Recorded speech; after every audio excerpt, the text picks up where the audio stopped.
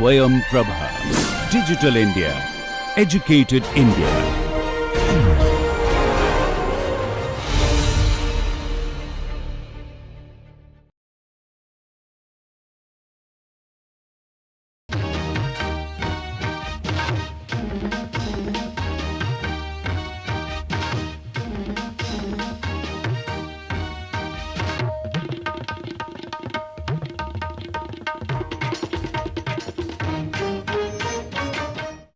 Hello everyone, welcome to this first lecture on design of precision machines. My name is Jiten Prasad Khatayat. I am a faculty member in the Department of Mechanical Engineering at IIT Delhi.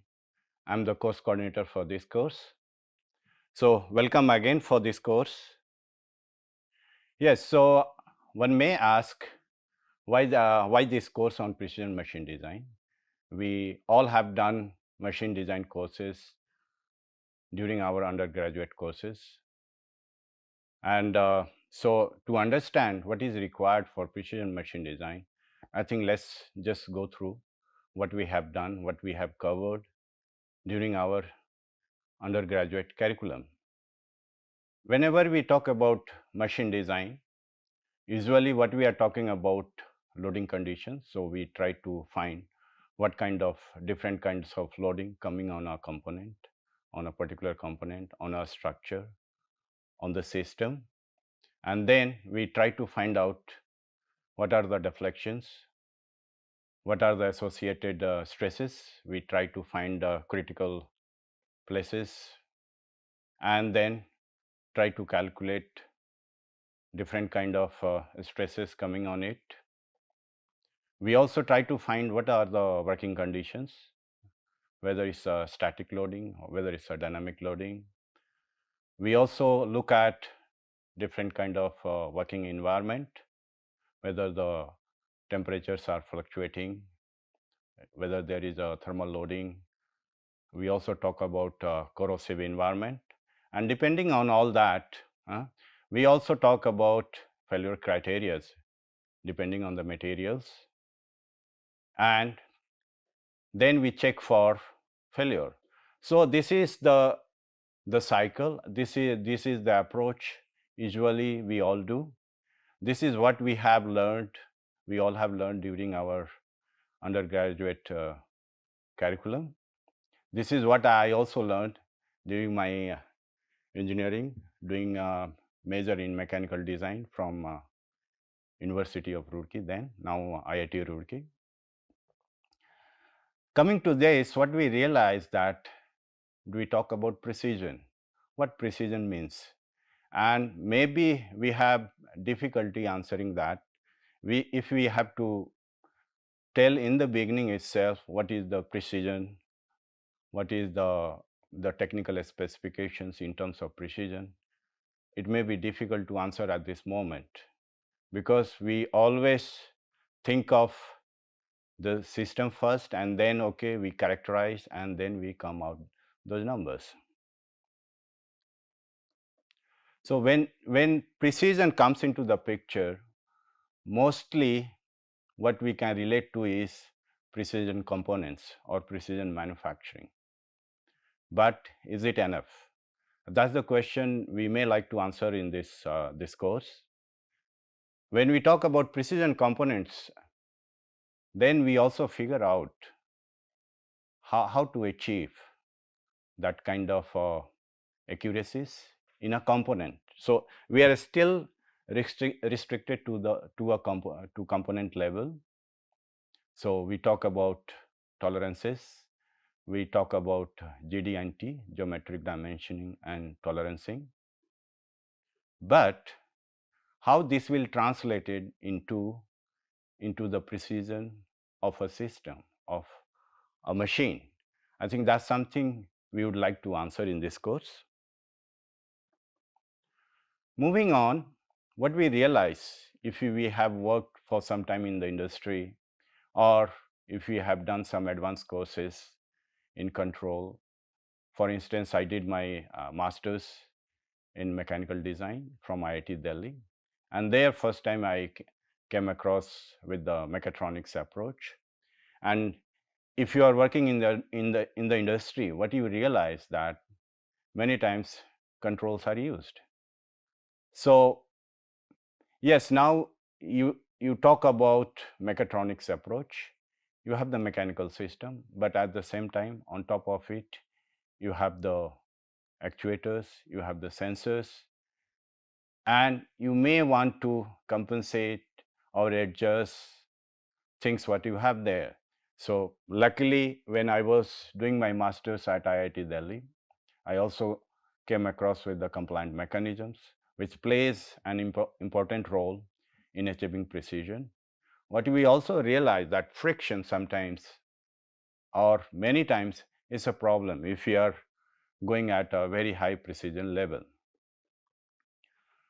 So what we understand at this level is error is something which is inevitable.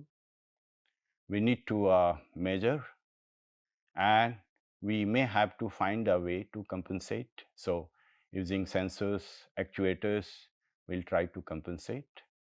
At mechanical level, at design level, we also want to do adjustment and get rid of those errors. So here again, we talk about these three concepts, and like in a system, how error propagates, and that is related to a component level. The tolerance is what we define at a component level when we do the assembly, how it propagates and how it defines the overall precision of the system. When we talk about error, at this point, I can also say that error we have to also find what kind of error it is. And many times we try to find systematic error and the white noise there. And if you have worked in the industry or in this kind of system, what we might have realized that systematic error, if we have, it's a very easy to compensate. But moment is a white noise, that's something is very difficult, challenging. And in this course, what we try to achieve is how to reduce that part. If there is error, if it's a systematic, how it can be eliminated.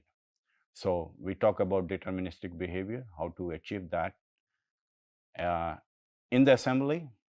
When two parts come together, when the different parts interact with each other, how that can be eliminated and can achieve precision. As we move on, and in my case, I moved to Singapore for my higher studies and for another master's in mechatronics design. And their first time came across with the different kind of application areas, different kind of precision motion stages for semiconductor application.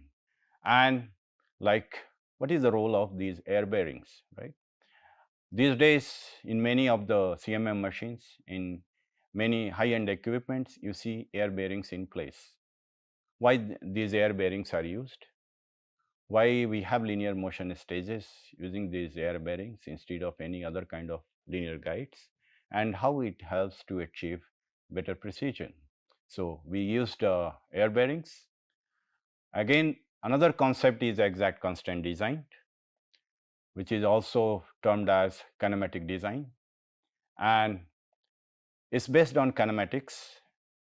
And we try to understand why this is important and what kind of role it plays in getting deterministic behavior, and in a way gives us a repeatable behavior and helps in achieving ultra precision and maybe of the order of micron or even lower.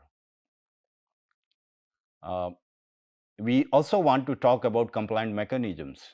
So these are flexures or elastic mechanisms which has certain degrees of freedom, and it also provides constraints in the bearing directions, and that's how it can help us to eliminate many of the friction related problems. So we'll talk about different kind of flexures, compliant mechanisms.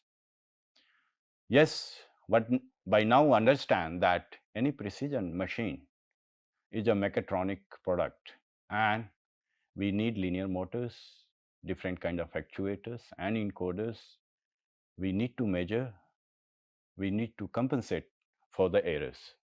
So metrology is going to be an important aspect of any precision system.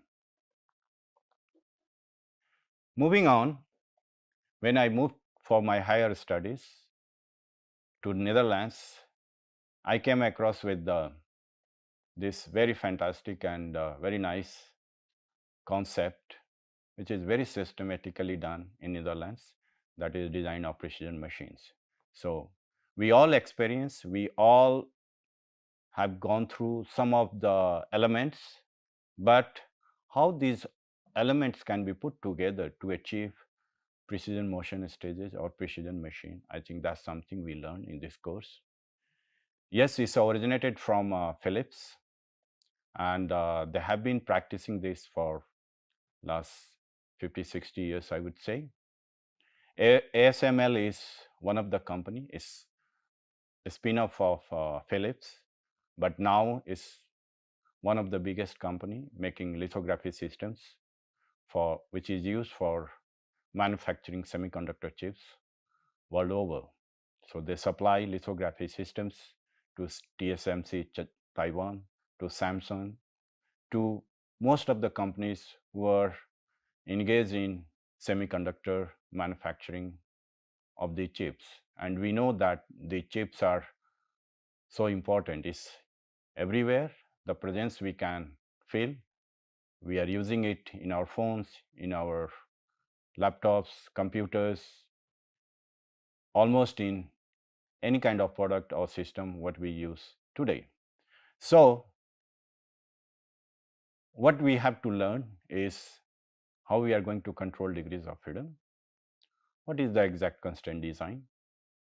What are the different kind of compliant mechanisms? How it can be used in the system to get precisely the degree of freedom adjustment required? How to eliminate friction or friction related hysteresis? What are the other options we have? We also try to learn what is the dynamics of such systems. Overall, if we want to achieve precision levels of the order of nanometer, then what are the other aspects of the dynamic performance of these systems are important. It's also important to know that many times we want to have a very high speed motion systems, but at the same time we want to achieve higher precision so that we can achieve higher throughput and we can be still competitive in the market. Application area, by now I think we understand semiconductor industry is one of the biggest player. So at every stage they need these precision systems, whether it's a front end or whether it's a back end. And if we are targeting the semiconductor industry, and if we want to help the industry in India, then it's very important that we understand how these systems work and how it can be operated, how it can be fixed. Otherwise, we'll be solely relying on the manufacturers who are delivering these machines, and very hard to build these systems ourselves and produce such systems for this kind of application. Even the electronics industry pick place machines, the speeds, kind of precision required is a very important. Coming to optomechatronics, there are various space applications. We need these systems, the optics, how to manipulate those optics is very important, and these concepts are highly important. High-end measurement devices, they are built on the same concepts, the CMM, all the high-end equipments which are used for the measurement and characterization of tissues or cells or doing measurements at atomic scale. It's very important to understand how these systems work. Definitely the mechanical we are talking about the mechanical system, but at the same time, how this mechatronics approach together with the controller, with the computation, um, the metrology, how we can achieve the kind of precision required to do such kind of measurements. Medical devices, robotics, they are the other application. And of course, we want to achieve the precision at that level so that the safety can be ensured, and one should feel free, feel safe enough to use those kind of devices. So the contents for this course, and we'll be covering these topics in detail one by one in coming lectures. So first we'll talk about degrees of freedom, how to control it, how to control 1 or 2 or n degrees of freedom, and we can still have certain degrees of freedom, what is required, how to achieve exact constraint design, what goes into that, what are the principles there. We'll try to learn through examples, various examples, so that the repeatability, the deterministic behavior of the system can be achieved. Many times we have to also learn about a stiffness, because nothing is rigid. So everything has some limited stiffness. So based on that stiffness, how can we can ensure that the concept, the deterministic behavior, what we are talking about, the exact constraint what we are talking about, we should be able to achieve. So we'll spend time on this topic as well, design for stiffness, and then we try to find different ways to mitigate problems. On the other side, we also want to talk about the flexures, the compliance, and the compliant mechanisms. So it's the embodiment of what we learn, what we understand in exact constraint design. At the device level, at the product level, we may like to use compliant mechanisms, because many times what is important is the deterministic behavior at the micro level, the adjustment at that level. So we use different approaches, and many times for precision motion stages, precision machine design, usually we have like faster movement, which is coarse, which is micro movement, and then we go in the vicinity and we do the micro adjustment, or we use the controller, the sensors, metrology, everything we use to achieve the precision required. The non-contact bearings, they are the biggest enablers. Air bearings are one of them. So we'll talk about air bearings. The flexures, so many times we call it flexure bearings. So how it can be used, that we also talk about. Yes, magnetic bearings are also there, but it may not be covered in this course. Different kind of actuator and sensors are required in order to achieve high precision. So we'll talk about different kind of actuators. So linear motors, voice coil actuators, piezo actuators, and different kind of sensors, encoders, interferometers. So we try to learn about that and how to use it to achieve the kind of precision we are talking about. Of course, we also talk about dynamics. What is the effect of inertia? What is the effect of stiffness on the system? And what is the effect of transmission ratios on the overall behavior of the system? That will also covered in this course. So to start with, we have a very interesting problem, and maybe we have these things in our home, right? Three-legged table versus four-legged table. And this is very interesting problem, because we can always discuss and talk about repeatability. We talk about exact constraint design. We can even talk about controlled degrees of freedom, the stiffnesses. So in terms of precision, if you are talking about precision, Which one is better? What is required? And why one is better than the other in terms of precision? So this I leave to you, and maybe we'll discuss as we go on. Another example, which is, I think, I like it and is close to my heart. And again, here we have two examples. So one examples we have on the left. So it's a very traditional clay chula, right? And the way it's made, we know that it's a 3-point support. So if you have seen one, or if you are going for camping, people cooking outside, so what you realize that it's always 3-point supports, and they don't know about precision, but with the experience they know that it works. So we'll try to systematically understand how it works versus what we see on the right. Is this is the modern chulha what we have in almost every houses. Seldom you have 3 supports, most of the time it's a 4 supports. Whether it's a good design, if it's not, what kind of problems we face? So we try to compare these designs and try to elaborate, and through these examples we try to learn what is precision machine, what are the guiding principles. As I mentioned earlier, the many of these elements are there.